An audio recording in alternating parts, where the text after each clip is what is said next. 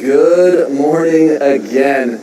You are looking at a live shot of Dragon on top of Falcon out at our launch facility at Kennedy Space Center in Florida.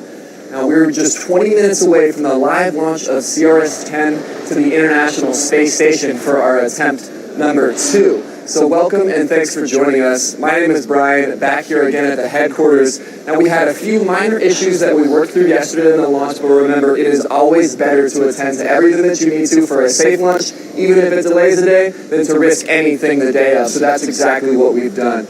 Now, we, as we said, are honored to have the opportunity to fly out of 39A for the first time as a company today. 39 was home for the Apollo moon missions, where a man stepped foot on top of the moon for the first time, having launched from pad 39A. It then became the home for the space shuttle missions, where again, we launched some of the first pieces that what would become the ISS from this pad. And here we are 30 years later with the same opportunity to again deliver cargo up to the International Space Station. We're also going to be attempting another landing of the first stage back at Landing Zone 1.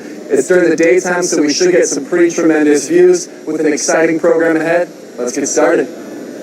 Good morning, this is Tom Berdario from the Avionics Department here at SpaceX, and as you heard, we are launching from historic Pad 39A at Cape Canaveral, Florida.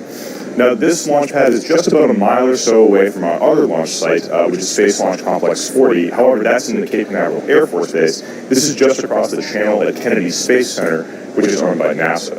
So SpaceX leased this launch pad from NASA just a few years ago, and we've been slowly modifying it to support our Falcon 9 architecture. Now, this may be just a little bit of a review for those of you who tuned in yesterday for the launch attempts, but bear with me while I just describe the basic things that are going on the screen here. The big white tube shrouded in liquid oxygen bleed-off right here is the Falcon 9 rocket. This is the structure that's going to space today. The Falcon 9 rocket has 3 main parts. Most of the bottom of the rocket is the first stage. That's this big section here. On top of that is the second stage, and then right at the very top, that's the Dragon spacecraft and its trunk. So this entire rocket is launching just to bring this very, very tiny tip of the rocket into space, and that's where we're carrying all those supplies to the International Space Station. There are a few other things going on the screen here, too. First of all, there's this big kind of gray squarish structure behind the rocket. That's called the fixed service structure. This is a structure that dates back to the Apollo era. This is what the Apollo moon astronauts used to ascend to get to the very top of their Saturn to the moon, and hopefully we'll be doing the same thing with some SpaceX astronauts for our Crew Dragon missions coming up very soon. The other big hunk of metal over here is this dates to the shuttle era when they used to roll it around. This entire thing was on wheels. It would roll and rotate and clamp on the top of the space shuttle so they could load secure payloads into the payload bay. We're not using this last white thin structure is the transporter erector. This is going to tilt back from the rocket just a few seconds before liftoff and allow it to clear and take the tower. So while we're getting closer to liftoff, follow along the mission progress bar in the very bottom of the screen and the mission countdown timer in the top right-hand corner. Hi, I'm Kate Tyson. I'm a process improvement engineer, and I'm standing just in front of our Merlin engine assembly area.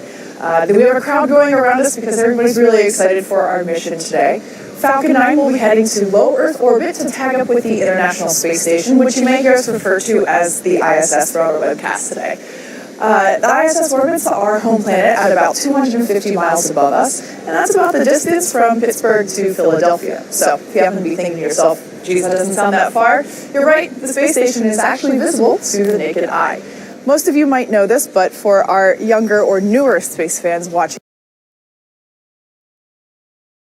today. Most of you might know this, but for our younger or newer space fans watching today, sunlight, the ISS when the ISS like a very slow shooting star and the solar panels reflect sunlight. A simple Google search can tell you when the next visible passes will be in your area. A simple Google search can tell you when the next visible passes will be in your area. And if you happen to see it within the next 2 days, be sure to look for the faint light that's chasing the ISS. Going up in Dragon this morning is about 5,500 pounds of cargo, which varies from research experiments to astronaut food and 500 pounds of cargo, which varies from research experiments to astronaut food and exercise of future missions to Mars and beyond. It also benefits those of us that stayed down here. For example, life on Mars is tough because there's little protection from the sun's harmful radiation. For example, life on Mars, however, has some little protection from the sun's harmful radiation. It sits about 10 to 30 miles above the Earth's surface, and it shields all forms of life from solar radiation. 30 miles above the Earth's surface, and it shields all forms of life from solar radiation. Ozone layer. The International Space Station has a ISS coasting over Earth to our ozone layer. In fact, if you've seen videos of the ISS